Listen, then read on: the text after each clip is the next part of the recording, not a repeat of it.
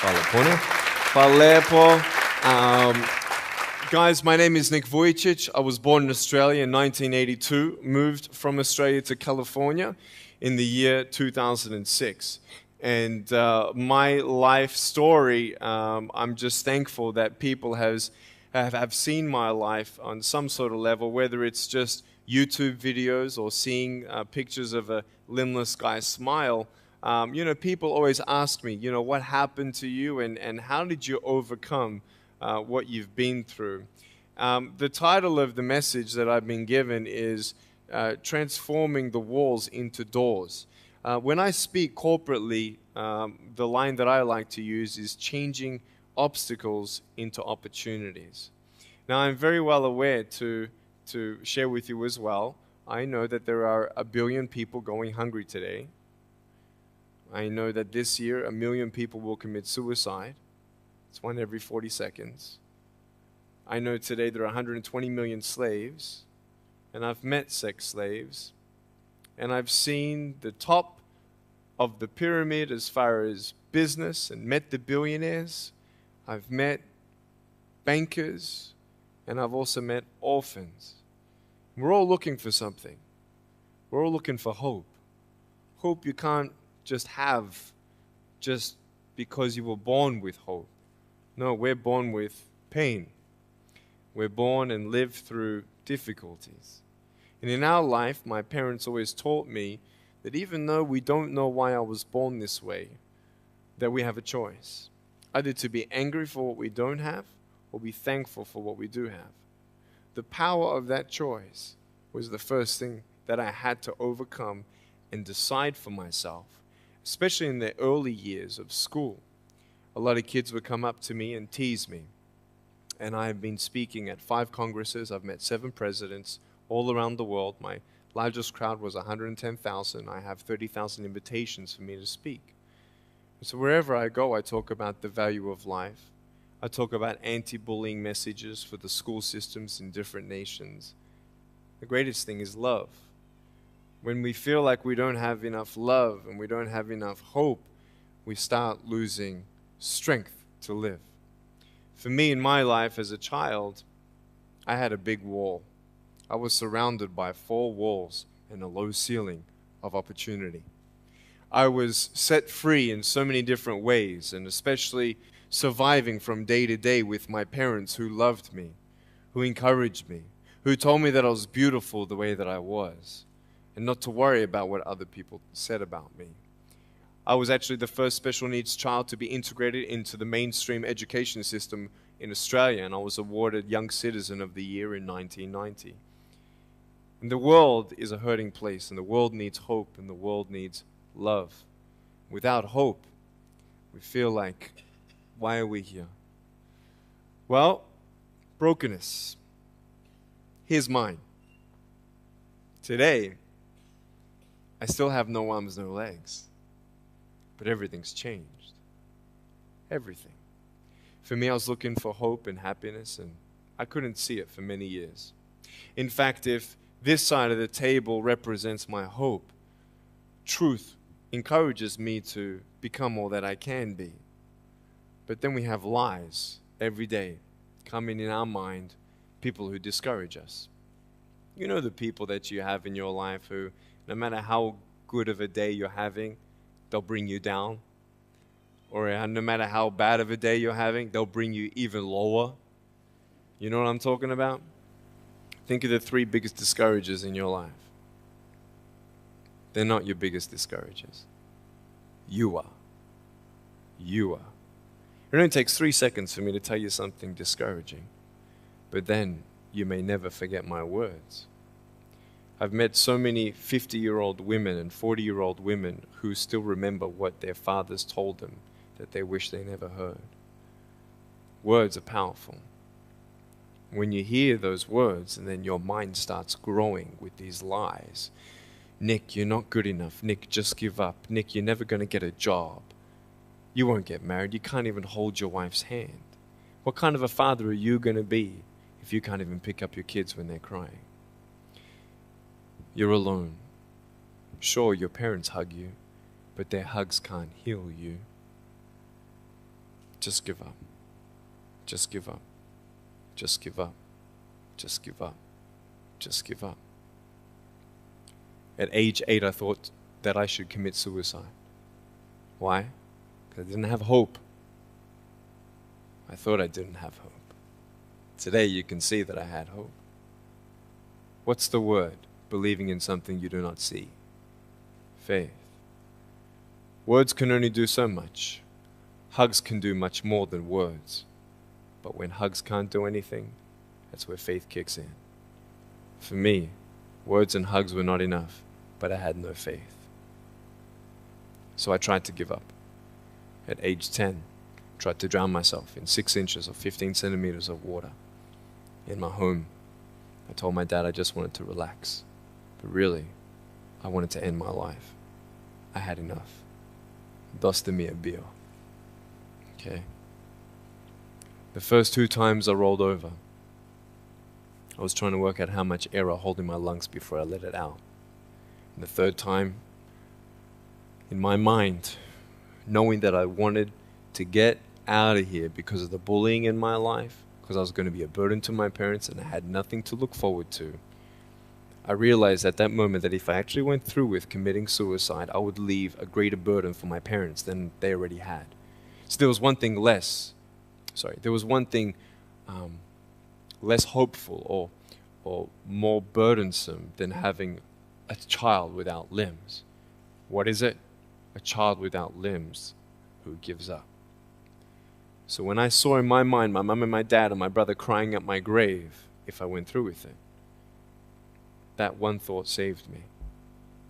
If my parents never told me that I was beautiful the way that I was, if my parents never told me that I was special and that I was loved, I wouldn't be here today. So I encourage every single parent who tries their best to encourage their teenagers. Especially in the West, many teenagers put a do not disturb sign on their door. I'm sure, the conversations all around the world between a parent and a teenager. How was school? Fine. What'd you learn? Nothing. Did you do your homework? No. And that's the conversation for the day. And when you try to tell your children that they're beautiful, so of course I'm beautiful. I'm your son. I'm your daughter. Of course you're going to say that. But they're right. Every single human being has value, and my value is not determined on how I look or what job I have or where I'm from, where I was born, how much money. All that stuff is nothing. So many teenagers, tease each other for how we look, and I tell the teenagers, do you think that I'm cool enough to be your friend? They're like, yeah, of course.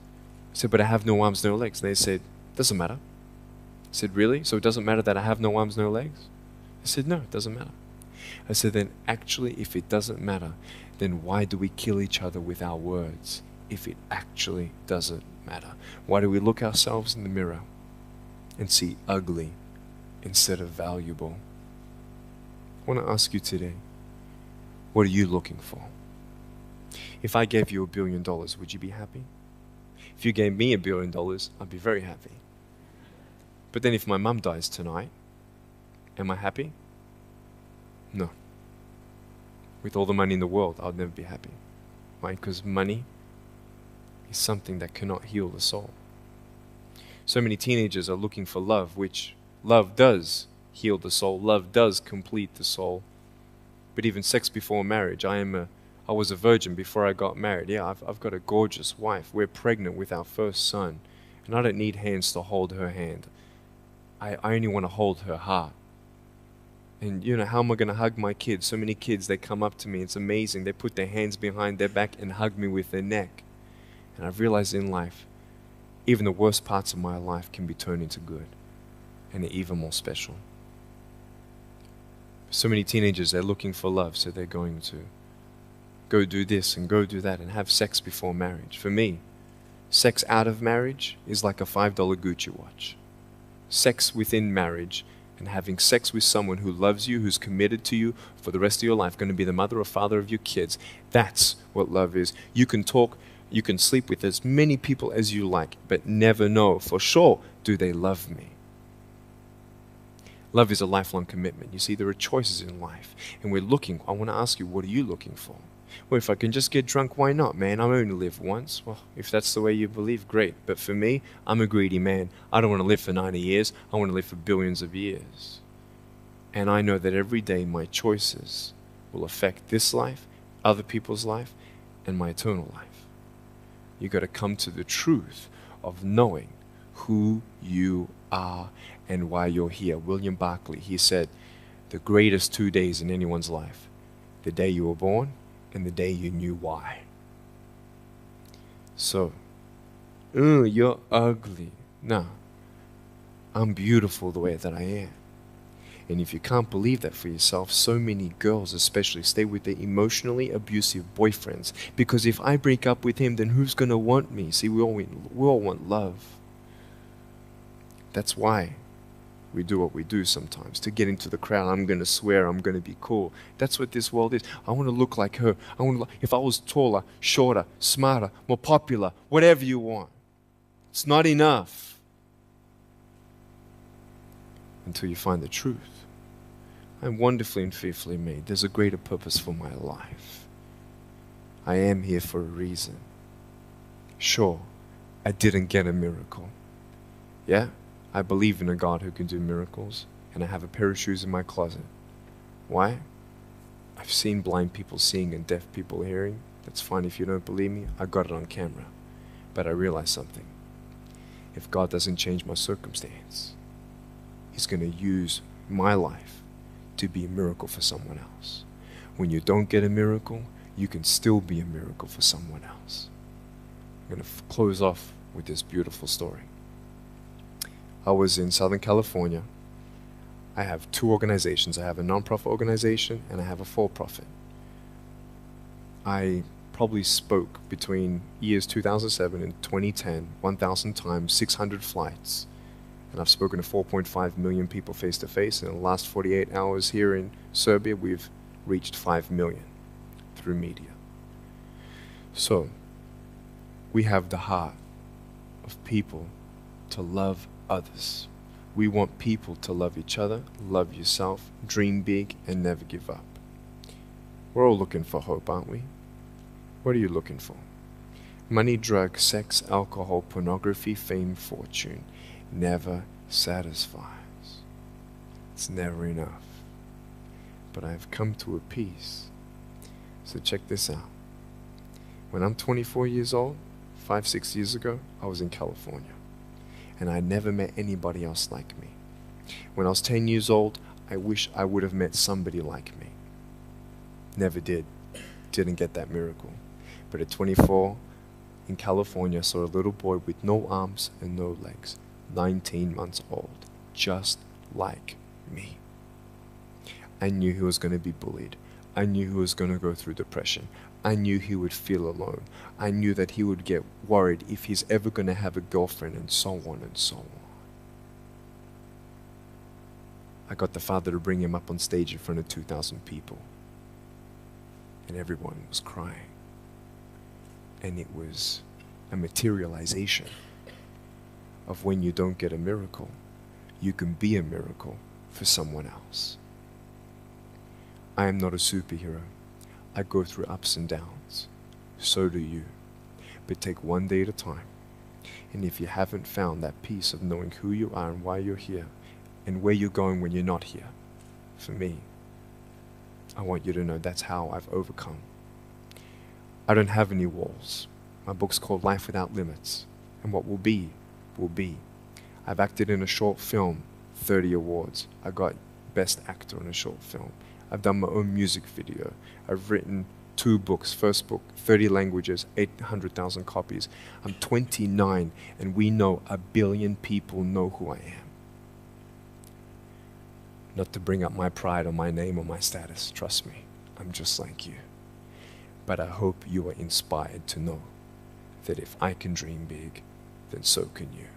There are no walls. Find your peace, and you'll make your walls doors. Thank you so much.